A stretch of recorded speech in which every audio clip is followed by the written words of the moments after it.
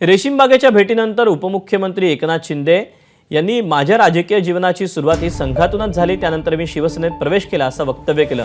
त्यांच्या या वक्तव्यावर संजय राऊत यांनी टोला लगावला।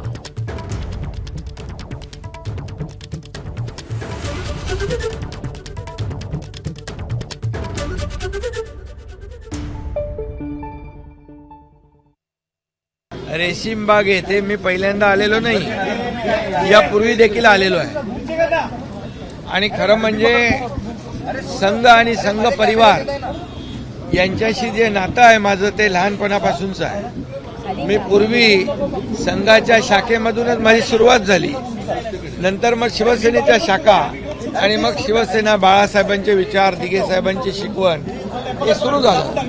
कारण संघ परिवार आणि शिवसेना यांचे विचार एकसारखे आहेत। बौद्धिकासाठी एवढी आम्हाला भीक लागली नाही की दुसऱ्यांकडून बौद्धिक घ्यावीत आणि आमचा पक्ष चालवावा।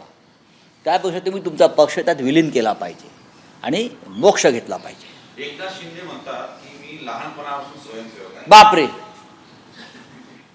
ही ऐतिहासिक गोष्ट आहे आणि याच्यावर संशोधन होणं गरजेचं आहे की ते लहानपणापासून स्वयंसेवक असतेमध्ये शिवसैनिक कधी झाले।